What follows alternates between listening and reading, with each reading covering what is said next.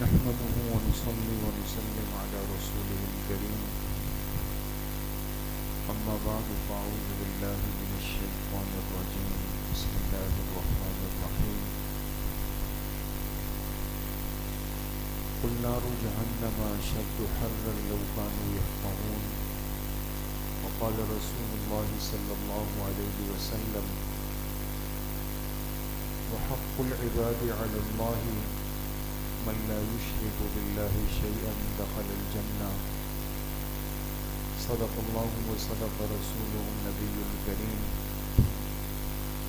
اللهم صل على سيدنا ومولانا محمد وعلى آل سيدنا ومولانا محمد وبارك وسلم. اللہ سبحانہ وتعالی کا بہت بڑا کرم اور احسان ہے کہ دین کی مبارک نسبت سے اور دین کی بات سننے کی نسبت سے ہم سب جمع ہیں. اللہ تعالیٰ آپ سب کے اس بیٹھنے کو، اس طلب کو اپنی بارگاہ عالیہ میں قبول فرمائے اور ہم سب کے ظاہر و باطن کی اصلاح کا ذریعہ بنائے. انسان کا جسم اتنا کمزور ہے کہ یہ ہر چیز کا اثر بہت جلدی قبول کر لیتا ہے. مقصد ذاتی طور پہ، جسمانی طور پہ، وجود کے اعتبار سے انسان کوئی زیادہ طاقتور نہیں، ورنہ تو آج کی یہ تھوڑی سی گرمی اس کو پریشان نہیں کرتے.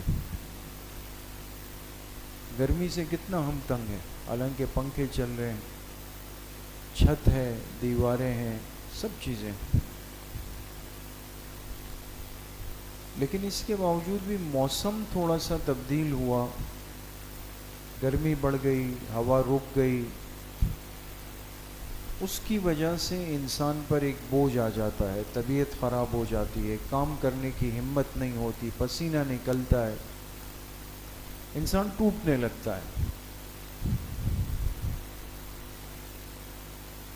دنیا کی یہ گرمی ہمارے جسم برداشت نہیں کر پا رہا. قرآن کریم میں اللہ رب العزت نے تذکرہ فرمایا منافقین کا کہ جب صحابہ اکرام حضور علیہ الصلاۃ والسلام کے ساتھ نکلنے لگے، خود بھی رکے اور پھر شرارت کیا کی کہ باقی لوگوں سے کہنے لگے اتنی سخت گرمی میں موت ہے، کہاں جا رہے ہو، مت جاؤ.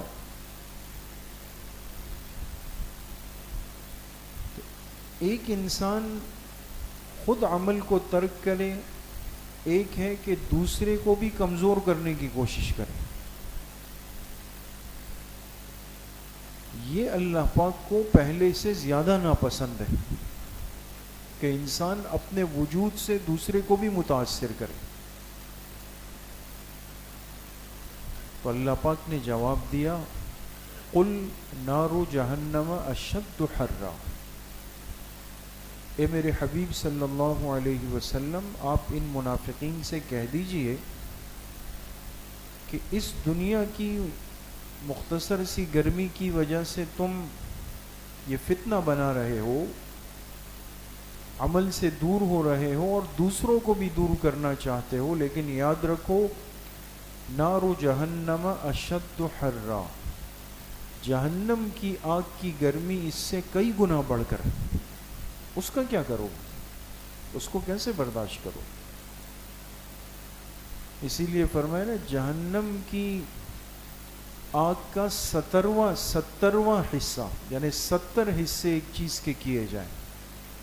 دنیا کی آگ جہنم کے آگ کا 70واں حصہ ہے. اس میں آپ سمجھیں کہ قیامت کے دن جہنم میں 69 حصے مزید شامل ہوں گے. اللہ ہم سب کی حفاظت فرمائے. تو آج کی اس مختصر سی گرمی اور آگ کو انسان نہیں برداشت کر سکتا، وہ کیا عالم ہے.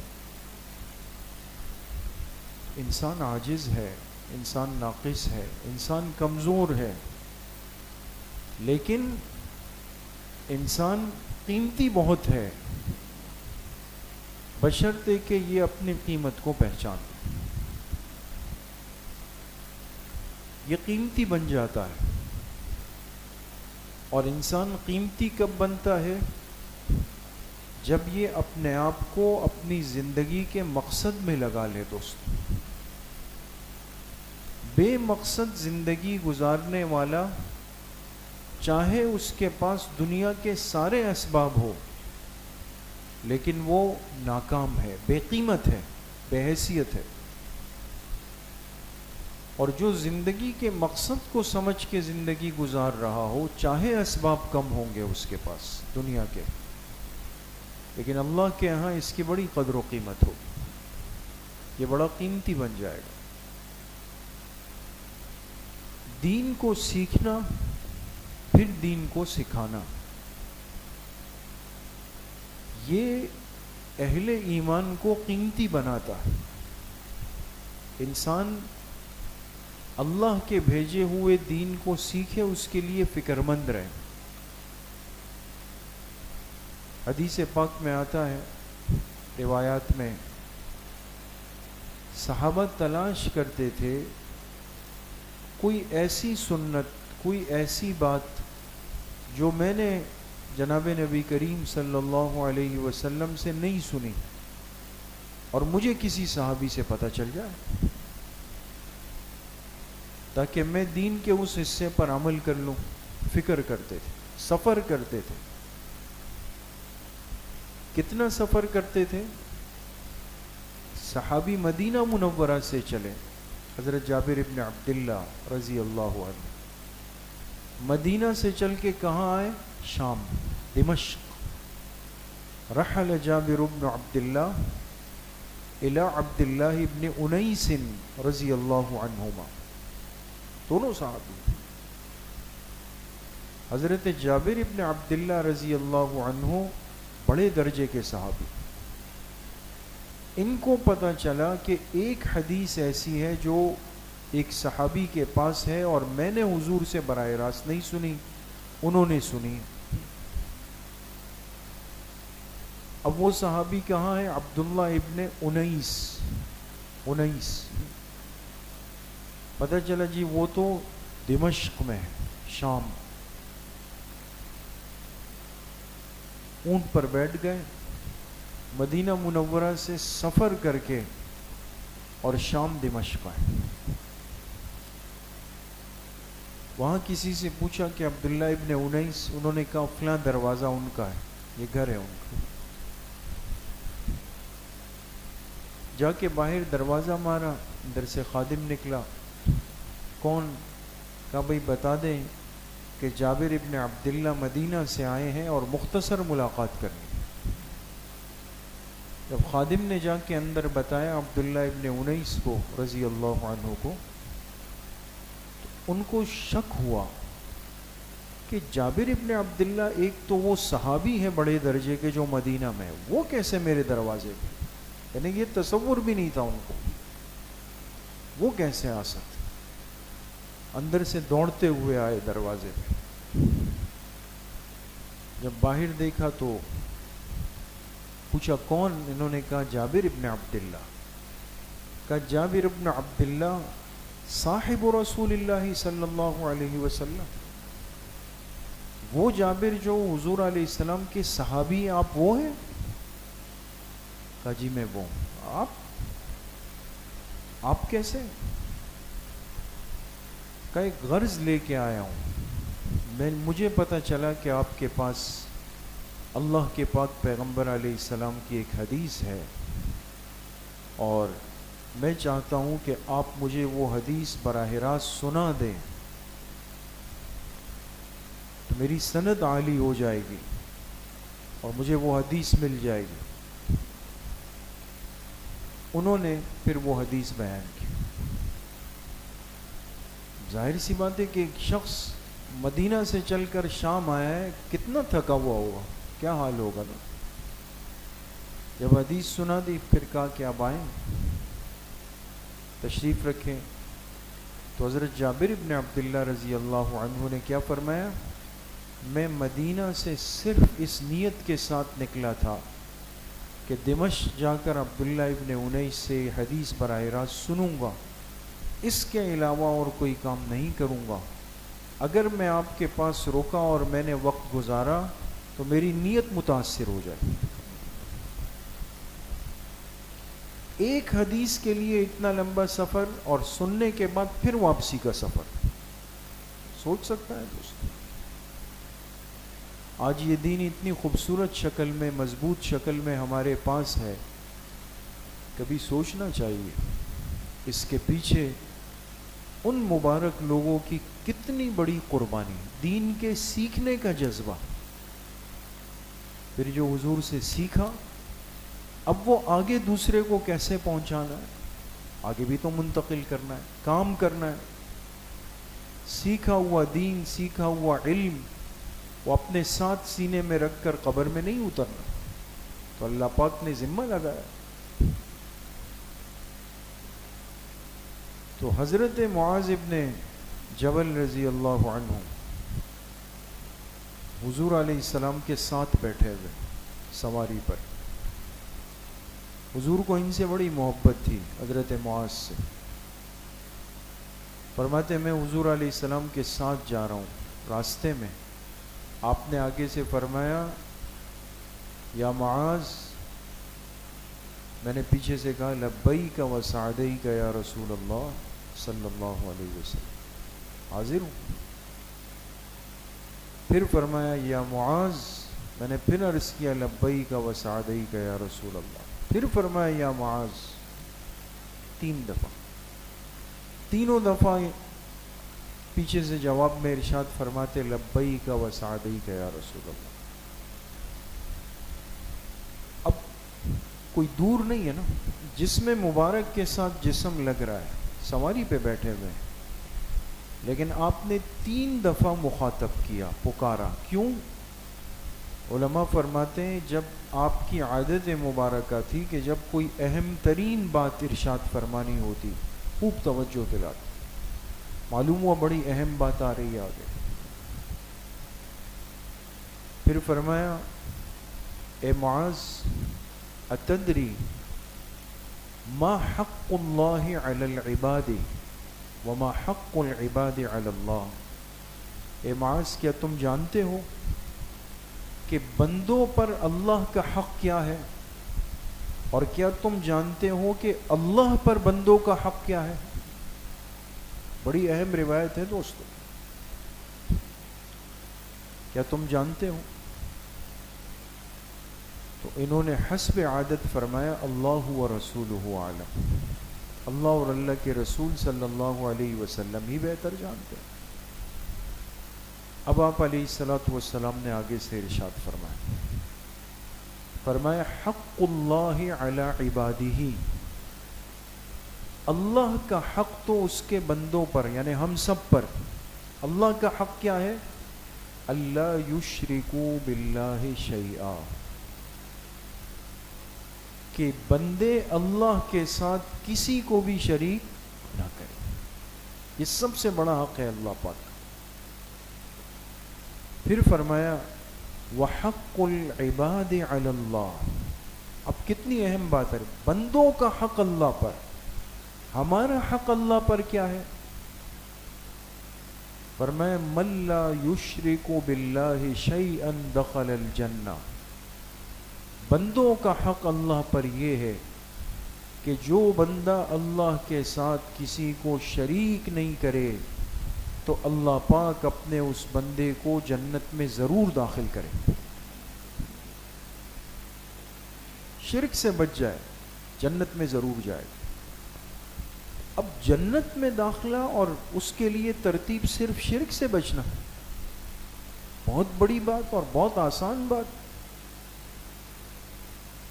تو حضرت معاذ تو خوشی سے اچھل پڑے، اور آپ علیہ الصلوۃ والسلام سے عرض کی افلا ابشر بہ الناس، کیا جا کے لوگوں کو خوشخبری نہیں دے دوں؟ لوگ کتنا خوش ہو جائیں گے کہ تو معاملہ بڑا آسان ہے، افلا ابشر بہ الناس۔ آپ نے فرمایا لا اذن فیتکلوا، معاذ ایسا مت کرو، ایسا کرو گے لوگ بھروسہ کر کے بیٹھ جائیں گے، ان کو ان کے اعمال میں لگے رہنے دو۔ لیکن کتنی بڑی بشارت امت کے پاس منتقل ہو گئی دوست، بات سمجھ گئے؟ اب ایک سوال آپ کے ذہنوں میں تو کچھ سوال بنتا ہے کہ جب آپ علیہ السلام نے حضرت معاذ کو منع فرمایا نا کہ نہ بتائیں، تو آج ہم یہ حدیث کیسے بیان کریں؟ بتایا تو ہے، پھر کیسے پتہ چلی؟ تو محدثین فرماتے ہیں کہ صحابہ کی تربیت ہو چکی تھی اور وہ جانتے تھے آپ علیہ الصلاۃ والسلام کے مقصد کو اور مراد کو، کہ آپ ایسے مواقع پر جس چیز سے منع فرماتے وہ ممانعت کب تک ہوتی؟ موت سے پہلے پہلے تک۔ جب اس صحابی کو یہ ادراک ہوتا نا کہ دنیا سے جانے کا وقت آ رہا ہے، وہ اس حدیث کو اپنے پیچھے والوں کو بیان کرتے تھے، ایسا نہ ہو یہ علم میرے ساتھ چلا جائے، پتہ نہیں چلے۔ اس کی برکت ہے کہ ایسی سینکڑوں روایات آج امت تک آ گئی، اور اتنی بڑی روایت جو آج میں اور آپ جس کو سن رہے سنا رہے وہ اسی برکت سے آئی۔ جب حضرت معاذ رضی اللہ عنہ دنیا سے جانے لگے تو پھر اپنے شاگردوں سے فرمایا کہ مجھ سے اللہ کے پاک پیغمبر علیہ السلام نے یہ کہا تھا، اور یہ خوشخبری میں تمہیں آج منتقل کر رہا ہوں، شرک سے اپنے آپ کو بچا لو، جنت کے اندر داخل ہو جاؤ۔ دین کو آگے منتقل کیا ہے دوست، اس کی برکت ہے کہ آج ہمارے پاس دین 100% محفوظ ہے۔ عبداللہ ابن عمر رضی اللہ عنہما بصرہ کے گورنر بنے، بصرہ جو عراق کا بہت بڑا شہر، اور اس جگہ کی گورنری کے لیے لوگ درخواستیں دیتے تھے کہ مجھے بنایا جائے، مجھے بنایا جائے۔ ان دن کتنا پاک دور تھا کہ گورنر بنانے کے لیے معیار کیا چیز تھی کہ جس کے پاس اللہ کے پاک پیغمبر کا لایا ہوا دین اور علم اور حدیثیں سب سے زیادہ ہو، وہ گورنر بنے۔ عبداللہ ابن عمر گورنر بن گئے رضی اللہ عنہ۔ اب چونکہ یہ وہ صحابی ہے کہ جو مدرس قسم کے، آپ نے دیکھا ہوگا نا بعض علماء وہ ہوتے ہیں جن کا تقریباً تعلق پڑھنے پڑھانے سے ہوتا ہے، کتاب کے سامنے بیٹھے ہوئے، طلبہ بیٹھے ہوئے، صبح بیٹھے ہیں، دوپہر بیٹھے ہیں، رات بیٹھے ہیں، بیٹھے ہوئے، یہ بڑے قیمتی لوگ ہوتے ہیں جو دین کو محفوظ کر کے دنیا سے جاتے ہیں۔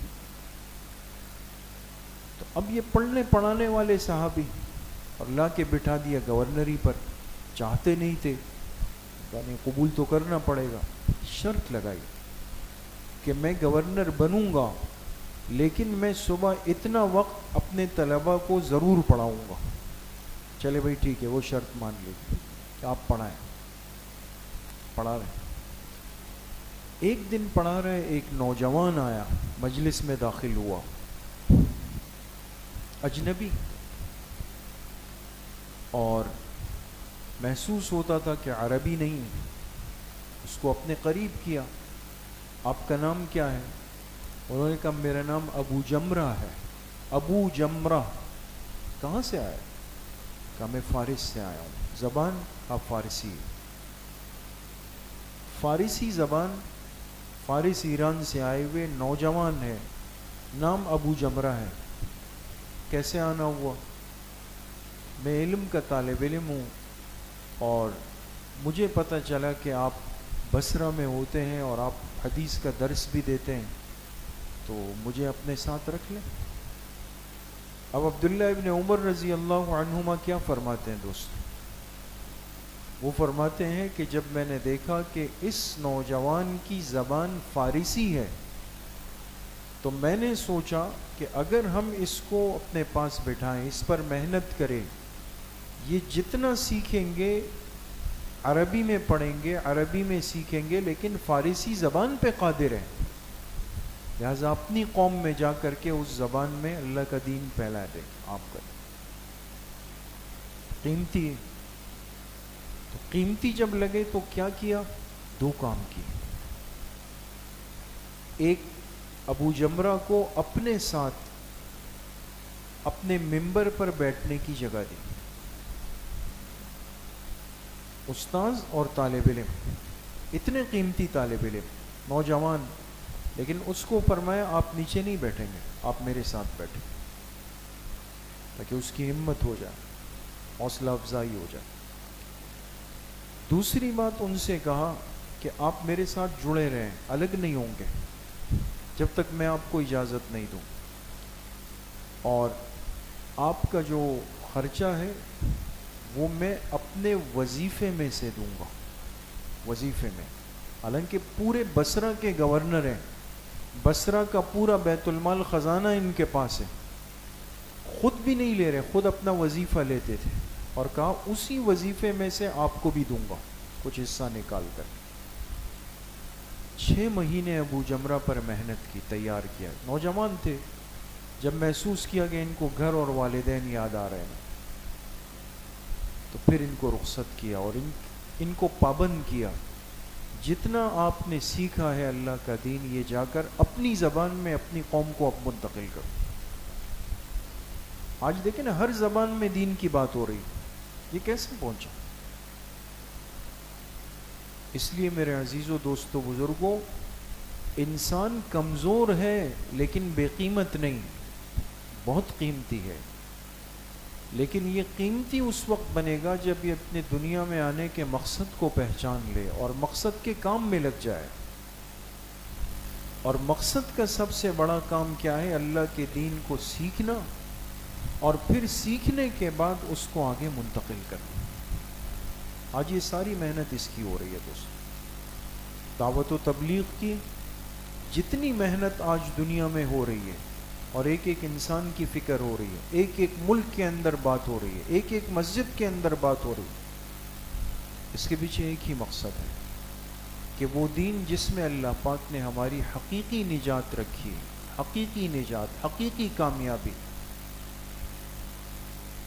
وہ میں اور آپ سیکھ لیں اور دوسروں تک اس کو منتقل کریں. اب دیکھیں کتنے مبارک دن آ رہے ہیں آگے نا، عشر ذی الحجہ شروع ہونے والا ہے، اور کتنے ہمارے مسلمان بھائی حج پہ جا رہے ہیں، اللہ سب کو نصیب فرمائے. حج کا ماحول بنا ہوا ہے، کوئی ایئرپورٹ جا رہا ہے، کوئی پہنچا ہوا ہے، کوئی وہاں سے میسج کرتا ہے، عجیب کیفیت ہوتی ہے دوست. قربانی کے دن قریب ہے، لوگ جانوروں کی تیاری کر رہے ہیں، اور لاکھوں جانور آ رہے ہیں. جانوروں کو بیچنے والے جو ان کے پالنے والے ہیں وہ ان کے ساتھ آ رہے ہیں. اور الحمدللہ اللہ کا شکر ہے کہ اس بات کی ضرورت کو محسوس کر کے ہر مویشی منڈی کے اندر نماز کے مصلے بنائے گئے. کیوں؟ اس لیے کہ آپ علیہ الصلاۃ والسلام نے حج کے موقع پر 3 خطبے دیے، 7 ذی الحجہ، پھر 9 ذی الحجہ، پھر 11 ذی الحجہ. 3 خطبے ایک عمل میں کیوں دیے؟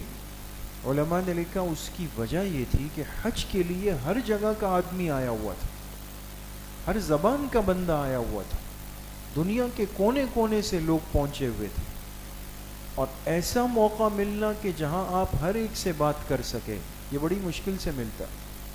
اب یہ جانور بیچنے والے جو ہمارے بیوپاری بھائی ہیں، کوئی سندھ سے آیا ہوا، کوئی پنجاب سے آیا ہوا، کوئی بلوچستان سے، کوئی خیبر پختونخوا سے، اب یہ ہر زبان کے لوگ آپ کو ایک جگہ ملیں گے. دیکھیں بزرگوں نے کیسی عجیب فکر کی کہ بھئی ہم یہ دن تھوڑا تھوڑا وقت نکال کر مویشی منڈیوں میں چلے جائیں. گرمی تو ہے، قربانی تو ہے، لیکن مقصد کا کام ہے دوست. وہاں جا کر اگر 5 ساتھیوں سے بات ہو گئی، 5 بیوپاریوں سے بات ہو گئی، 10 سے بات ہو گئی، 4 سے بات ہو گئی، 11 سے بات ہو گئی، آپ سمجھیں کہ آپ کا پیغام اس ملک کے ہر صوبے میں منتقل ہو گیا. تو کون کون تیار ہے اس کام کے؟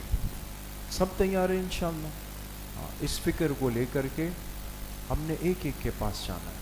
دعوت و تبلیغ کی محنت کا خلاصہ یہ ہے، اسی مقصد کے لیے ہر مسجد میں کام ہوتا ہے، تعلیم کے حلقے لگتے ہیں، ہفتہ وار گشت ہوتا ہے، پھر جماعتیں نکلتی ہے، सहरोज़े की जमातें, इस वक्त हम इस बात की फ़िक्र कर लें कि भाई मंडियों में चले जाएं, जैसे जानवर ख़रीदने के लिए हम कितनी बार जाते हैं, नहीं थकते, हर एक के साथ जा रहे होते हैं, तो भाई थोड़ा सा वक्त निकाल कर इस निस्बत से भी हम चले जाएं, ठीक है ना। तो साथ ही अपने इरादों का इजहार फरमा लें, जिस जिसका वक्त नहीं लगा वो पहले इरादे ज़ाहिर फरमा दें।